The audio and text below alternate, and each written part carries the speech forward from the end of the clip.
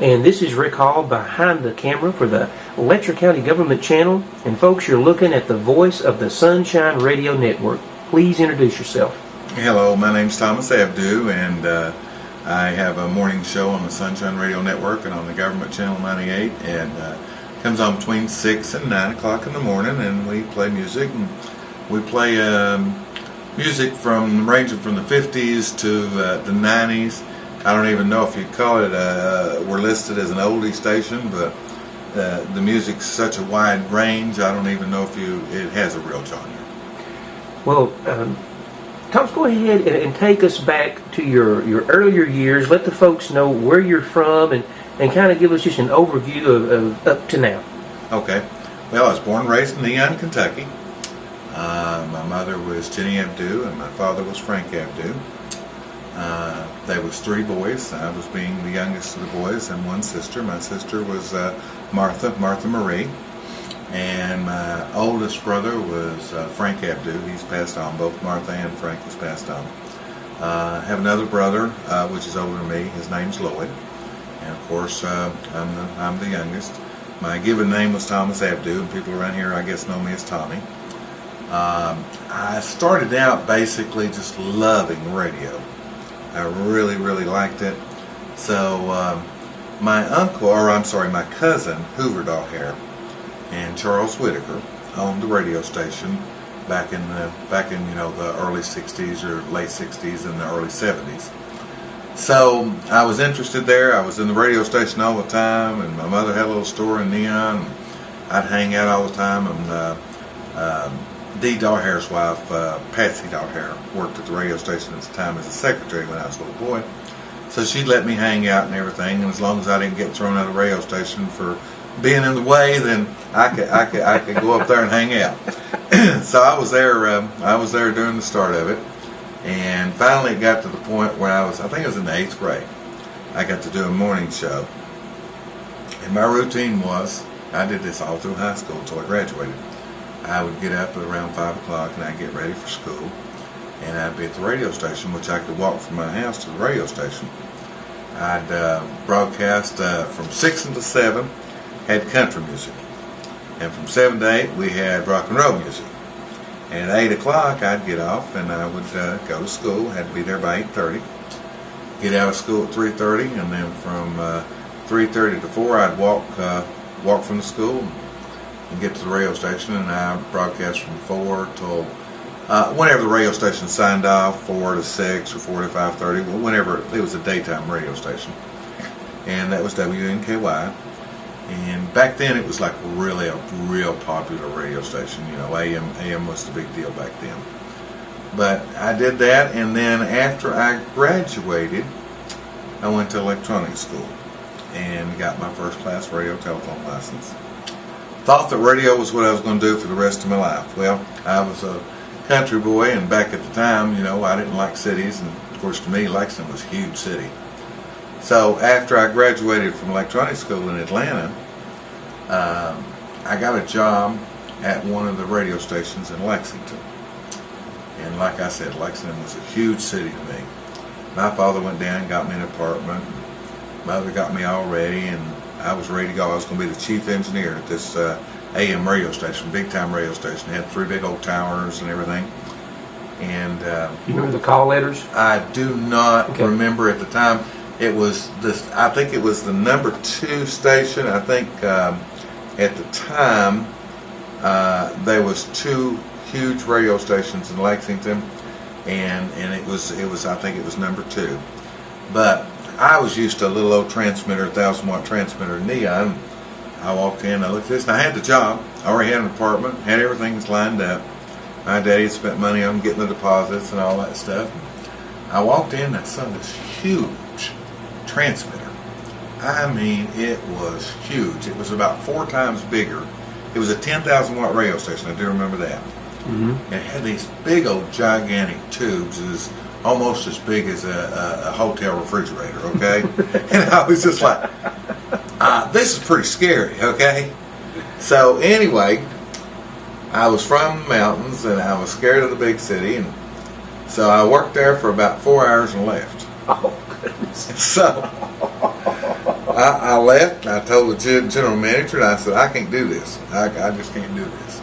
And he offered me a raise right there on site. Yeah, and I said he thought I was bucking for a raise, and I said, well, listen, I don't think there's enough money to get me to stay here. I just can't stay here. It's just too big. So I called my mommy up, and mother said, well, okay, you can come back home if you want to. So I came back. Of course, my daddy was furious because he'd lost his deposit on the apartment and everything. But he didn't say a whole lot to me. And I came on back. I worked for Neon for a little while, and then decided I wanted to get in the movie theater business. And as far as that goes, I started out with the old theater in Jenkins and had that for, I guess, 4, 5, 6 years, something like that. And that, just for our viewers, is the Emmanuel Baptist Church in Jenkins. It's now. Exactly right. It's the Emmanuel Baptist Church right now. And I had the drive-in theater, too, which was on the Horseshoe Curve. So I had the drive-in movie theater. So I had both the indoor. I ended up with the drive-in theater. And I remember two of the biggest movies I showed. I showed The Towering Inferno at the drive-in. And Jaws was at the indoor theater. So I showed one of the two biggest movies at the time. But I stayed in the movie business, and when I left and went to Florida, I had movie theaters in Florida. I had the old Clintwood Theater also, and I had that theater probably for 5 or 6 years in Clintwood, so I had that movie theater. And when I went to Florida, I had movie theaters the whole time I was in Florida. And the last theater that I had, I can remember, was the Turflin Mall Cinema in Lexington. So I stayed in that.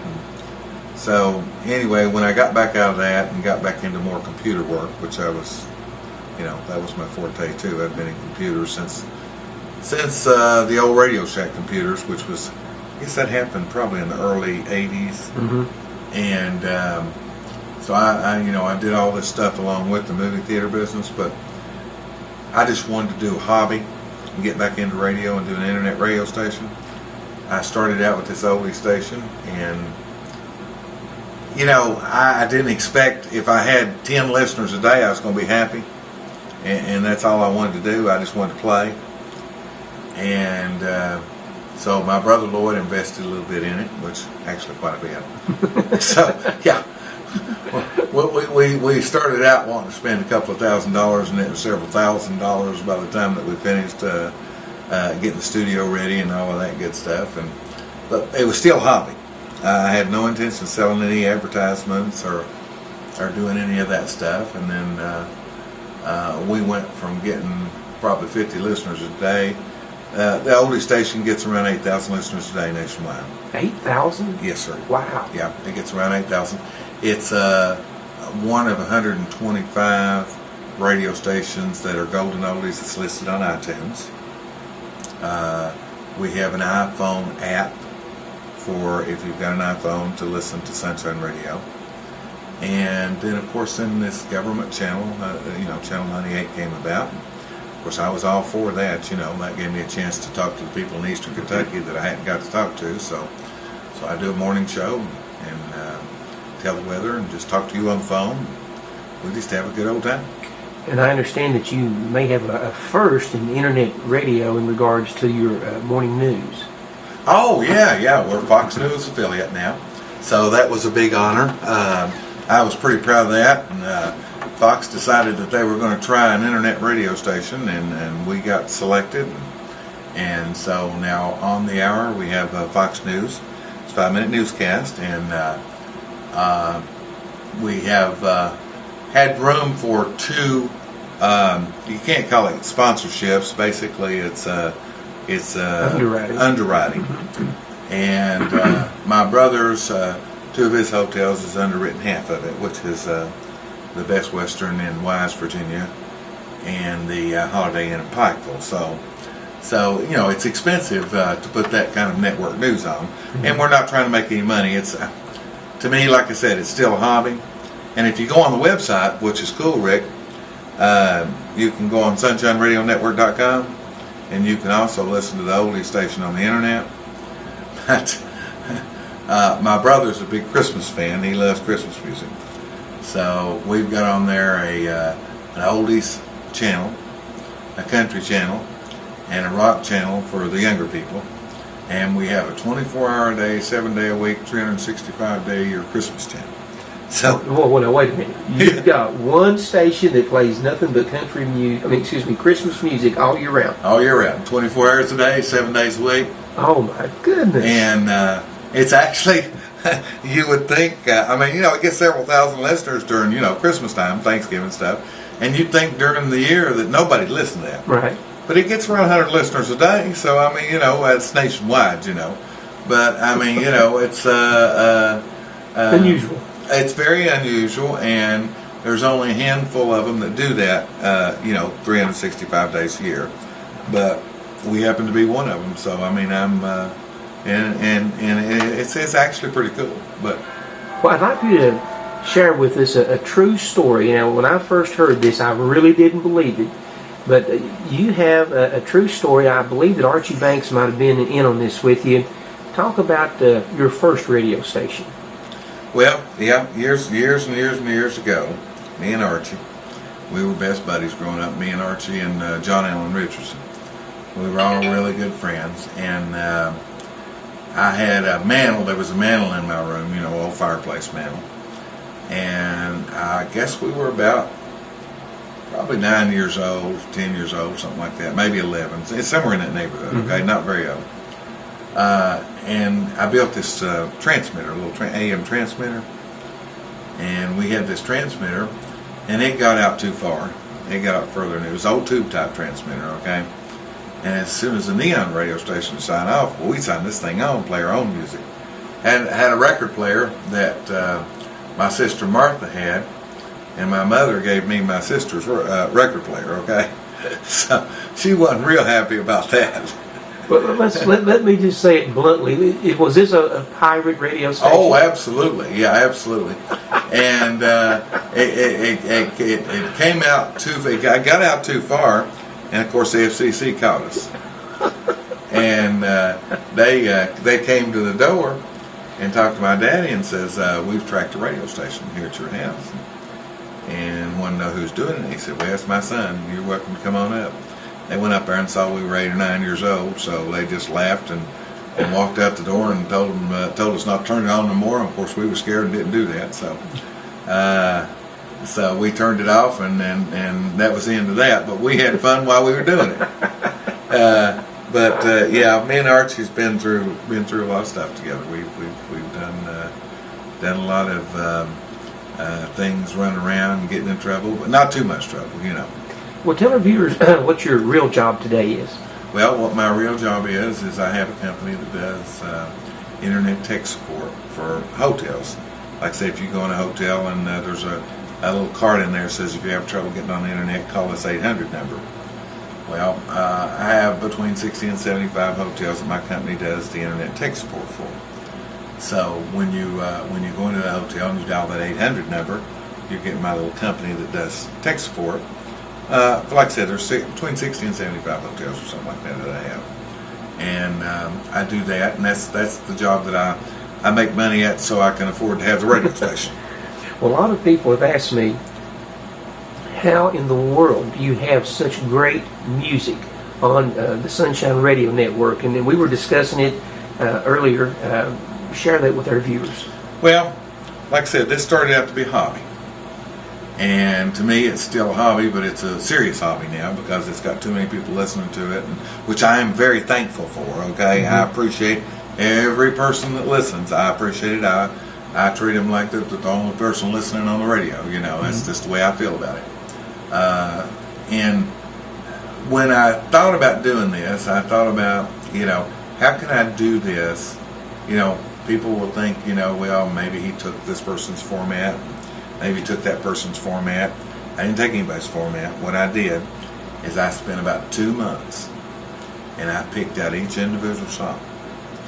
And I wanted to not be an oldie station, but not be a mix station, and not be a current station. So what I decided is that I'd go from the 50s to the 90s and pick out the music that people would be maybe more familiar with, that really made an impression on people. Mm-hmm. And so we took about 2 months, I had my friend from Florida help me. My daughter helped me, and I worked on it myself. And it took about 2 months. Every song on there has been handpicked. We didn't just take they'll furnish you like one big huge hard drive with all this music on it, and you just play it. Okay? Well, you have to pick out decades, or you have to pick out 2 decades or 3 decades or whatever. We took that whole span of years, and every song's been picked out individually and placed on there and listened to before it goes on there. So that's how we do it. Well, you can sure tell it. You really can, Tommy. Well, I appreciate that. I mean, like I said, we wanted to make it something that people would enjoy and like to listen to and wouldn't get tired of. Now, we add songs probably anywhere from 5 to 10 every 2 weeks, if there's songs available that we think that are going to fit in with the format that we're doing. Okay, another question people are asking me is, you are able to give the time out on your station 24 hours a day, and you shared with me how you were able to do that. Would you like for that secret to be revealed today? That'd be all right. Okay. It's what you have to do. Now, I'm not there, of course, giving the time out, all the time. I do a live morning show with, which you're aware of, between 6 and 9. But, even doing that live show, the computer's a great aid, all right? This software that I use, it's made for radio stations. And in order to do the time, you have to get the little pro package and all of that stuff. But what you have to do is sit there and record every single minute of every single hour of the day. And then the computer will go back, and you can say you can do either it's 20 minutes past the hour, or you can say it's 10:20 Eastern time. And I'm getting to the rest of that. I've almost got all that done, but it'll substitute it's 20 minutes past the hour until you get it's 10:20, Mm-hmm. And you have to record. When I'm done, I'll have recorded every minute of every hour for a 24-hour period. Goodness. So it's a lot of work to get that done. But once you get it done, it's done. You know what I'm saying? Mm-hmm. So that's how you do it. And as far as the weather, now we do most of the weather live, okay? But we also will record the weather and let the computer pick it out like 3 times a day, okay? But Mm-hmm. most of the time, like I said, during the morning hours, we're live. Of course, I do interviews with you. And then, of course, the Fox News comes down on a feed, and then it gets put in basically a time base. And what it does is about probably 8 minutes before it goes on, it'll record it and then play it back right on the hour. Okay, so it's a pretty neat deal too. How difficult is it for you to play any song you want whenever you want? Well, the songs are from the list of songs, which there's I don't know, over 1,000 songs, okay, that I put on the playlist. And each hour is divided up into the 24-hour day. And the computer picks like hour 0, which would be midnight. It picks out the songs, and what it does is it does an artist protection, so it doesn't play the same artist within a 30-minute period. It doesn't play the same song. Now, this is in theory, anything can happen within a 30-minute period, and it picks out the tempos to make sure that the tempos flow right. But during the songs that's listed that are on the hard drive, I can go, and if I'm doing a live show, I can go select any song I want and insert it into the mix. And so if we wanted to play like somebody local, like the Jam Room Junkies, this girl named Taylor C., which she's absolutely phenomenal voice, okay? And if I want to play her song during the morning, I can go and pull it out of the mix and then put it right in there, and pull it out of the hard drive and put it right in the mix so that I can play that and talk about her and talk about the music that's Jam Room Junkies do and that type of thing. Well, something that our viewers do not know, and I want to make this abundantly clear right now, that the Letcher County government station did not go on the air until you came to Whitesburg there at the Sheriff's Department, and you walked there. Back there was Quinn Bowling, Archie Banks, myself, and you. And that's really how this station got on the air. You helped us with all the computer stuff and all that good stuff. And you were there for a couple of days at least. And you know, things, we got frustrated. It was really it was a nightmare at first. Yeah, it was. So after we really had things kind of lined out, we were walking down the hall of the Sheriff's Department. You were getting ready to go back to Lexington, and you ran into an old buddy, the Sheriff of Letcher County. Tell us a little bit about your relationship with Danny Webb. Well, Danny's a good old boy, and I love him to death. He's one of my good friends. And, you know, he had a bunch of deputies, you know, running around there. And, of course, they're thinking, well, who in the world is this? And, of course, Danny came up and he saw me and he ran and gave me a big old bear hug. You know. Sure did. Yep. And so I went back in. Of course, you know, everybody was just like, you know, you can't go back there without an appointment, you know. Mm-hmm. But I've known Danny so long that he's just he's a good old boy and he's a good buddy. And, you know, that's what means a lot in life, is having good, true friends that'll stick with you when times are good and when times are not so good. And Danny's been one of those friends. So, you know, and of course Archie's been one of those friends, and we just sit there and talk about old times. And years ago, I used to in Florida. I worked for as a volunteer for the sheriff's office, and of course there's no state police in Florida. It's state troopers, and the sheriff's office in Florida is controlled by the governor, even though they're elected. So I did work for them for about 15 years. So when I had spare time, I was a part-time deputy. So we talked about that and talked about the different patches. And of course, you know, back in Florida, the sheriff's departments wore this just awfulest green uniforms you ever seen in your life. But they still wear them, you know. Miami, interesting story. Miami Sheriff's Department. It's called Miami-Dade County. Of course, they're a combined service like Lexington-Fayette County. Okay. Okay. And every county must wear these green uniforms, no matter what. It's in their rule book. They got to wear them. Well, Miami didn't want to wear these green uniforms, so they wear a gray uniform. But every year they have to pay a fine to the state. Because if they're not wearing the green uniform, they'd rather pay the fine. They'd rather pay the fine than wear these uniforms. But we talked about that, and of course, you know, we just talked about old times, talked about my father, and you know. You showed him a badge. What was that all about? Well, that was where I was a volunteer for 15 years on the sheriff's office in Port Charlotte, Florida. So I enjoyed that, and I did everything I could do. I did a lot of video work for him, and just you know, helped them with back years ago, helped them with setting up their ways of doing video evidence and stuff like that. So it was interesting. Well, Tommy, I really appreciate you sharing a few minutes with us. A lot of people have wanted to get a look at and get to know a little bit better the man behind the voice of the Sunshine Radio Network. Is there anything you'd like to say before we conclude the interview today? No, I just appreciate the people listening in the mornings, and I'm glad the response is so good. I get a lot of emails at Sunshine Radio Network at sunshineradionetwork.com is the email address. So I get a lot of emails, and I appreciate that, and appreciate all the listeners, and I'm having a good time doing it, and I hope everybody's having a good time listening to it. Again, Tommy, thank you very much. All right.